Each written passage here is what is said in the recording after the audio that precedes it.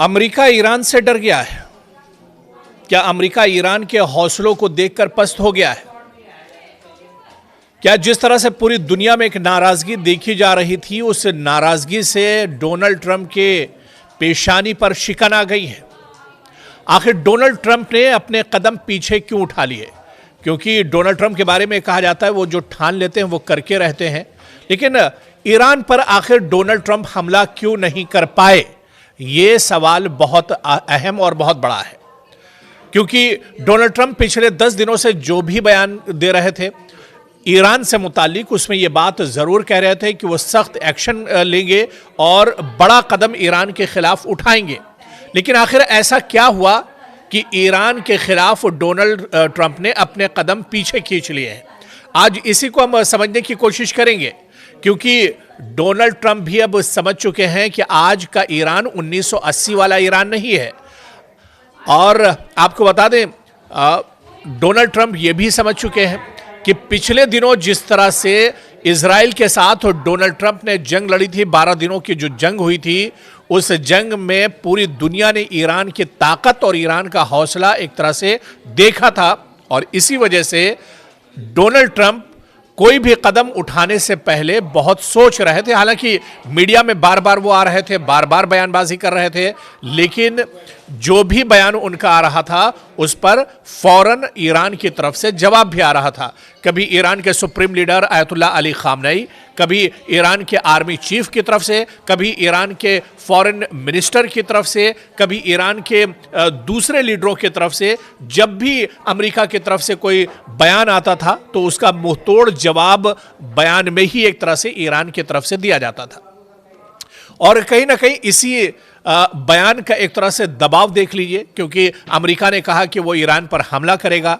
Iran ने कहा कि अगर अमेरिका ईरान पर हमला करता है तो वो एक तरह से इजराइल को नेस्तो नाबूद कर देगा। और मशरिक़ वस्ता में जितने भी एयरबेस अमेरिका के हैं, चाहे अल उदैद एयरबेस की बात करें जो कतर में है, और ईरान ने कहा कि सभी एयरबेस उसकी बैलिस्टिक मिसाइल के निशाने पर हैं। थोड़ी सी भी गलती अगर अमेरिका की तरफ से होती है तो मशरिक़ वस्ता में ईरान अमेरिकियों को जीने नहीं देगा और अमेरिका के जो एयरबेस हैं उन पर सीधा टारगेट ईरान करेगा। इसके अलावा भी आप देखिए कि एक डर कहीं ना कहीं ईरान के अंदर जरूर था। ईरान की तरफ से बयानबाजी जरूर हो रही थी, ईरान की तरफ से लगातार इस तरह की गीदड़ भभकी जरूर दी जा रही थी, लगातार डराया जा रहा था ईरान को। लेकिन ईरान डरने वाला नहीं था और ईरान ईंट का जवाब पत्थर से दे रहा था। और ईरान ने कहा था कि अभी तो बयानबाजी का दौर चल रहा है, लेकिन अगर कोई नापाक हरकत अमेरिका करता है तो उसका मुंहतोड़ जवाब दिया जाएगा। कोई ऑप्शन दरअसल अमेरिका के पास नहीं था। अमेरिका दरअसल जो ममालिक मशरिक़ वस्ता में है वो इस्लामी ममालिक जो अमेरिका के साथ एक तरह से खड़े थे, लेकिन जब मामला ईरान का आया तो वो सभी ममालिक ईरान के साथ हो गए। चाहे सऊदी अरब की बात की जाए, यूएई की बात की जाए, कतर की बात की जाए, ये सभी ममालिक एक तरह से ईरान के साथ खड़े थे। ईरान के supreme leader Ayatollah Ali Khamenei के हक में एक तरह से ये तमाम ममालिक खड़े हुए थे। और ऐसे में ये एक बड़ी कमजोरी थी अमेरिका के लिए, क्योंकि अमेरिका इससे पहले यही करता था कि मशरिक़ वस्ता के जो इस्लामी ममालिक हैं वो उनके ज़रिए से मशरिक़ वस्ता के दूसरे ममालिक, चाहे इससे पहले यमन की बात की जाए, शाम की बात की जाए, ईरान की बात की जाए, या दूसरे और जो ममालिक हैं उन पर जिस तरह से हमला होता था तो किसी ना किसी अरब मुल्क के साथ मिलकर हमला किया जाता था। हालांकि इस बार भी ये खबर निकल कर सामने ज़रूर आई, सोशल मीडिया पर और मीडिया में ये खबर ज़रूर गश्त कर रही थी कि पाकिस्तान कहीं ना कहीं अमेरिका का सपोर्ट कर रहा है। हालांकि इस बात की पूरी तरह से तस्दीक नहीं हुई। जब ईरान ने कहा कि मशरिक़ वस्ता में मौजूद अमेरिका के जो हवाई अड्डे हैं, जो एयरबेस हैं, उन्हें नुकसान पहुंचाया जाएगा, वो उसके टारगेट पर हैं, तो ये खबर निकल कर आई थी कि पाकिस्तान में ईरान के जो अमेरिका के सिक्योरिटी फोर्सेस हैं, जो उसके जवान हैं, उन्हें पाकिस्तान के जैकबाबाद भेजा जा रहा है। हालांकि इस खबर की कोई पूरी तस्दीक नहीं हुई, लेकिन एक तस्दीक ज़रूर हुई कि सऊदी अरब ईरान के साथ मजबूती के साथ खड़ा था।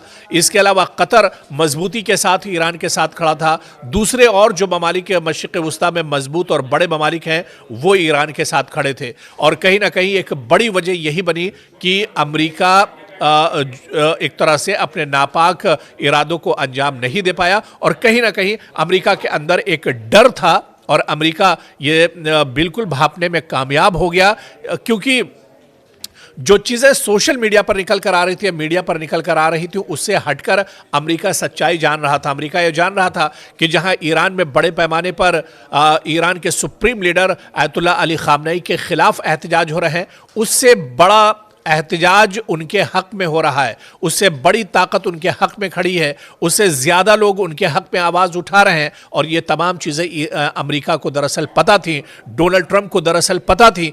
इसी वजह से डोनाल्ड ट्रंप हिम्मत नहीं जुटा पाए और वेनेजुएला जैसी कार्रवाई वो ईरान में नहीं कर पाए। एक्सपर्ट्स और माहिरीन भी यही कहते थे कि ईरान वेनेजुएला नहीं है, अमेरिका के लिए इतना आसान नहीं होगा ईरान को भेद पाना या ईरान पर हमला कर पाना, क्योंकि अब ईरान में बहुत सी चीज़ें पहले के मुकाबले में बदल चुकी हैं। ईरान पर भले ही हमेशा से पाबंदियां रही हो, लेकिन ईरान इसके बावजूद भी बहुत मजबूती के साथ खड़ा है। ईरान की इकोनॉमी भले ही टूट रही हो, लेकिन ईरान के लोगों का हौसला नहीं टूटा है। ईरान की आर्मी, ईरान की फौज, ईरान के लोग आज भी ईरान के supreme leader Ayatollah Ali Khamenei के साथ शाना बशाना एक तरह से खड़े हैं। और यही सबसे बड़ी वजह थी अमेरिका के डर की और डोनाल्ड ट्रंप के पीछे हटने की। डोनाल्ड ट्रंप पिछले 10 दिनों से जो भी बयान दे रहे थे ईरान से मुतालिक, उसमें यह बात जरूर कह रहे थे कि वो सख्त एक्शन लेंगे और बड़ा कदम ईरान के खिलाफ उठाएंगे। लेकिन आखिर ऐसा क्या हुआ कि ईरान के खिलाफ डोनाल्ड ट्रंप ने अपने कदम पीछे खींच लिए हैं? आज इसी को हम समझने की कोशिश करेंगे, क्योंकि डोनाल्ड ट्रंप भी अब समझ चुके हैं कि आज का ईरान 1980 वाला ईरान नहीं है। और आपको बता दें, डोनाल्ड ट्रंप ये भी समझ चुके हैं कि पिछले दिनों जिस तरह से इजराइल के साथ डोनाल्ड ट्रंप ने जंग लड़ी थी, 12 दिनों की जो जंग हुई थी, उस जंग में पूरी दुनिया ने ईरान की ताकत और ईरान का हौसला एक तरह से देखा था। और इसी वजह से डोनाल्ड ट्रंप कोई भी कदम उठाने से पहले बहुत सोच रहे थे। हालांकि मीडिया में बार बार वो आ रहे थे, बार बार बयानबाजी कर रहे थे, लेकिन जो भी बयान उनका आ रहा था उस पर फौरन ईरान की तरफ से जवाब भी आ रहा था। कभी ईरान के supreme leader Ayatollah Ali Khamenei, कभी ईरान के आर्मी चीफ की तरफ से, कभी ईरान के फॉरेन मिनिस्टर की तरफ से, कभी ईरान के दूसरे लीडरों की तरफ से। जब भी अमेरिका की तरफ से कोई बयान आता था तो उसका मुंहतोड़ जवाब बयान में ही एक तरह से ईरान की तरफ से दिया जाता था।